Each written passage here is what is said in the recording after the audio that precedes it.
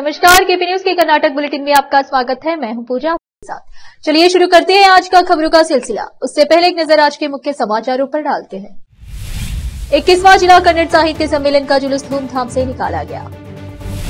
कांग्रेस के बीदर सिटी अध्यक्ष मोहम्मद यूसुफ का सम्मान कर्नाटक हज समिति के सदस्य सैयद मंसूर खादरी ने किया। लोकसभा चुनाव डीके सुरेश गीता सहित 7 लोग कर्नाटक से। Karnataka SSLC admit card kacab.karnataka.gov.in पर जारी। टैक्स का इस्तेमाल गरीबों की मदद के लिए किया जाता है, अनुराग ठाकुर ने कहा।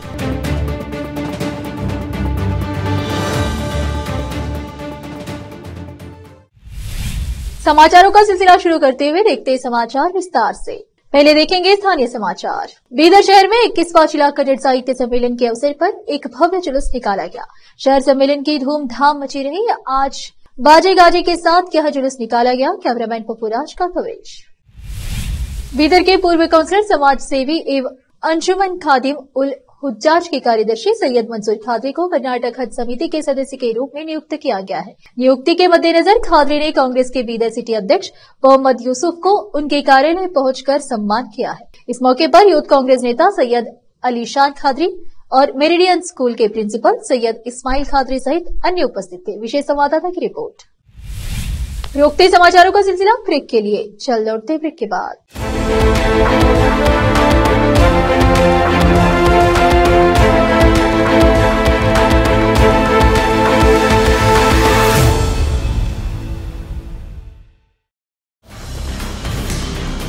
हिंदुस्तान के हर कोने में हम हैं मौजूद।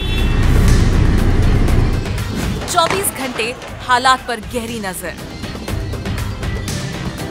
खबरों से जुड़े चुपते सवालात और आपको दिखाता है धार्मिक, सामाजिक, राजनीतिक, लोकल और इंटरनेशनल न्यूज की सबसे बेहतर कवरेज, जो आपको रखती है हर पल बाखबर। देश और दुनिया भर की खबर के लिए देखते रहें KP news 24/7। Noor education trust Bidar की ओर से चलाए जाने वाला Noor MEd and BEd college Bidar, recognised by NCTE Delhi and affiliated to Bidar University, Bidar.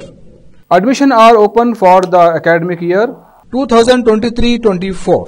विशेषज्ञ और सक्षम शिक्षकों द्वारा शिक्षा प्राप्त करने के लिए नूर एमएड एंड बीएड कॉलेज में दाखिला लें और शांत वातावरण में शिक्षा प्राप्त करें। बीदर शहर में बेहतर शिक्षा का एकमात्र केंद्र Noor MEd and BEd college, Shahpur gate, Bidar. Phone numbers 9945283920, 8482221297। Hindustan के हर कोने में हम हैं मौजूद। 24 घंटे हालात पर गहरी नजर, खबरों से जुड़े चुपते सवालात और आपको दिखाता है धार्मिक, सामाजिक, राजनीतिक, लोकल और इंटरनेशनल न्यूज की सबसे बेहतर कवरेज, जो आपको रखती है हर पल बाखबर। देश और दुनिया भर की खबर के लिए देखते रहें KP news 24/7।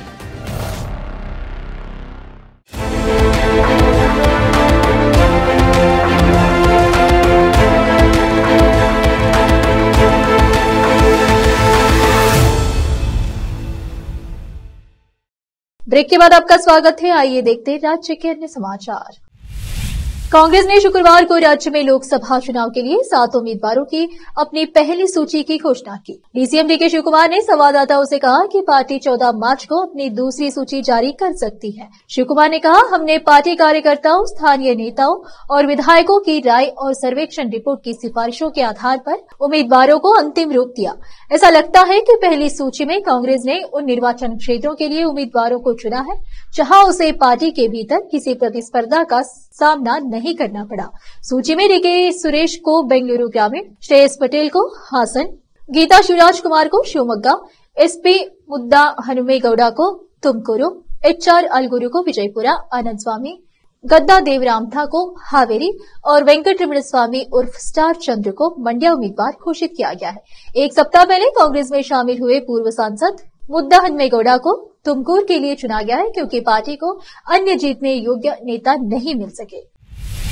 Karnataka school examination and assessment board KSEAB ने 2024 परीक्षा के लिए secondary school leaving certificate SSLC कक्षा 10 परीक्षा के एडमिट कार्ड के लिए हॉल टिकट जारी कर दिया है। स्कूल प्रशासन आधिकारिक वेबसाइट KSEAB.karnataka.gov.in से एडमिट कार्ड डाउनलोड कर सकता है। कर्नाटक SSLC या कक्षा 10 की परीक्षा 25 मार्च से 6 अप्रैल तक आयोजित की जाएगी।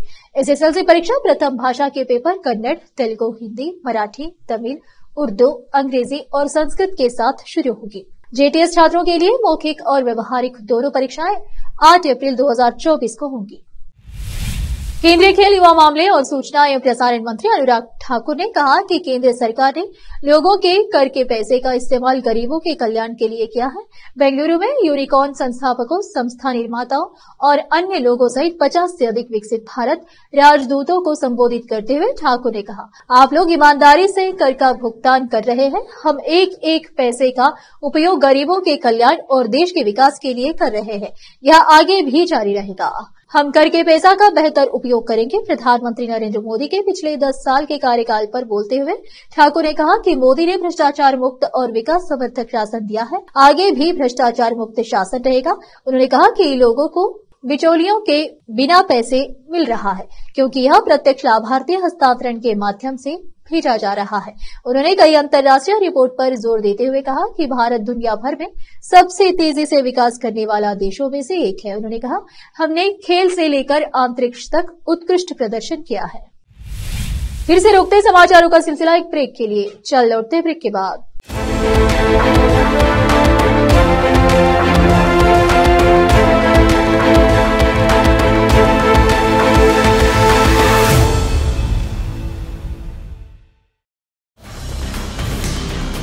हिंदुस्तान के हर कोने में हम हैं मौजूद। 24 घंटे हालात पर गहरी नजर, खबरों से जुड़े चुपते सवालात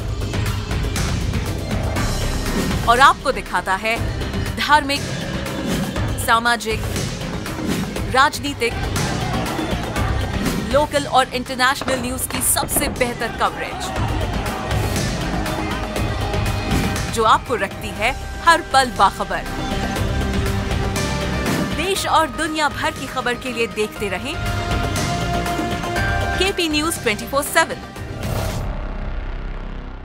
नूर एजुकेशन ट्रस्ट बीदर की ओर से चलाए जाने वाला Noor M.Ed and B.Ed college Bidar, recognised by NCTE Delhi and affiliated to Bidar University, Bidar. Admission are open for the academic year 2023-24. विशेषज्ञ और सक्षम शिक्षकों द्वारा शिक्षा प्राप्त करने के लिए नूर M.Ed and B.Ed कॉलेज में दाखिला लें और शांत वातावरण में शिक्षा प्राप्त करें। बीदर शहर में बेहतर शिक्षा का एकमात्र केंद्र Noor M.Ed and B.Ed college, Shahpur gate, Bidar. Phone numbers 9945283920, 8482221297। Hindustan के हर कोने में हम हैं मौजूद। 24 घंटे हालात पर गहरी नजर, खबरों से जुड़े चुपते सवालात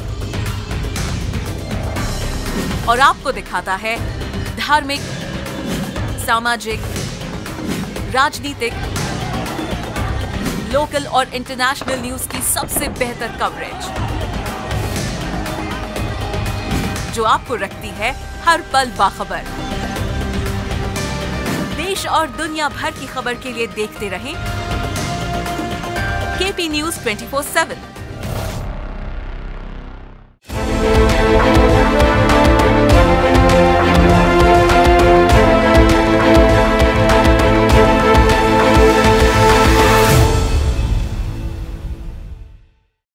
ब्रेक के बाद आपका स्वागत है। आइए देखते समाचार। कांग्रेस द्वारा शुक्रवार को गीता शिवराज कुमार को शिवमोगा लोकसभा क्षेत्र से उम्मीदवार घोषित करने के साथ ही अब यह लगभग तय हो गया है कि इस निर्वाचन क्षेत्र में दो पूर्व मुख्यमंत्रियों के बच्चों के बीच टकराव देखने को मिलेगा। गीता दिवंगत एस बंगारप्पा की बेटी है, जबकि मौजूदा सांसद बीवाई राघवेंद्र बीएस येदियुरप्पा के बेटे हैं। हालांकि भाजपा की पहली सूची में राघवेंद्र के नाम की घोषणा नहीं की गई थी, लेकिन पिछले 5 वर्षों में उनके द्वारा किए गए विकास कार्यों को देखते हुए यह लगभग तय है कि वह निर्वाचन क्षेत्र से उम्मीदवार होंगे। गीता की उम्मीदवारी अपेक्षित थी क्योंकि उन्होंने 3 मार्च को शहर में अपने भाई और मंत्री मधु बंगारप्पा के घर के बगल में एक घर किराए पर लिया था। जिस दिन मधु का जन्मदिन था, बंगारप्पा और येदियुरप्पा दोनों राज्य की राजनीति में आए क्योंकि उन्होंने बगैर हुकुम भूमि, बंधुआ मजदूर, शराबती निकासी और जिले में सूखे इलाकों की सिंचाई जैसे लोगों से संबंधित मुद्दों के लिए लड़ाई लड़ी। उन्होंने जिले के विकास में भी महत्वपूर्ण योगदान दिया। अब यह दिलचस्प है कि दोनों परिवारों की दूसरी पीढ़ी एक दूसरे का सामना कर रही है। विजयपुर शहर के रामदेव नगर के रिंग रोड के पास गुरिराज कटिंग की दुकान में एक व्यक्ति की लाश पंखे से लटकी मिली है। प्राप्त सूत्रों के मुताबिक बताया जा रहा है कि व्यक्ति का नाम सिद्धलिंगप्पा, उम्र 30 से 35 साल है। पुलिस घटनास्थल पर पहुंचकर कार्यवाही शुरू की है। अभी यह स्पष्ट नहीं है कि यह आत्महत्या है या हत्या है। पुलिस मामले की जांच शुरू की है। विजयपुर से पेरुशे की रिपोर्ट।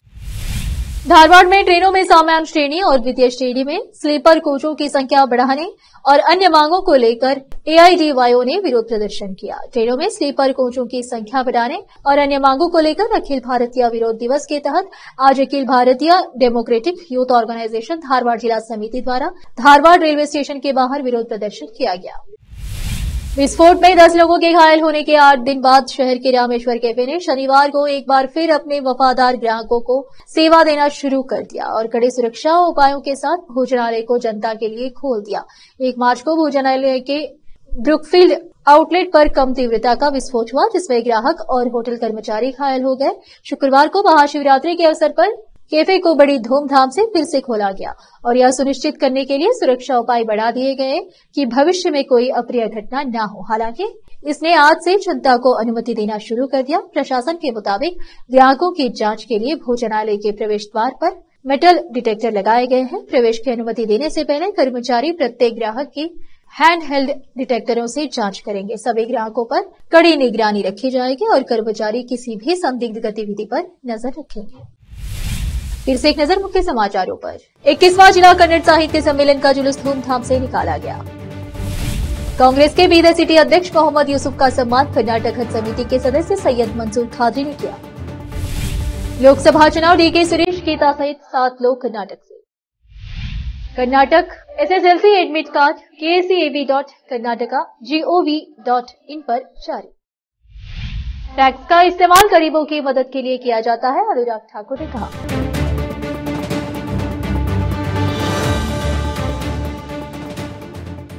केपी न्यूज के कर्नाटक के बुलेटिन में आज इतना ही। आप देख रहे थे केपी न्यूज का कर्नाटक बुलेटिन। अन्य समाचारों के लिए जुड़े रहे केपी न्यूज 24/7 से। धन्यवाद।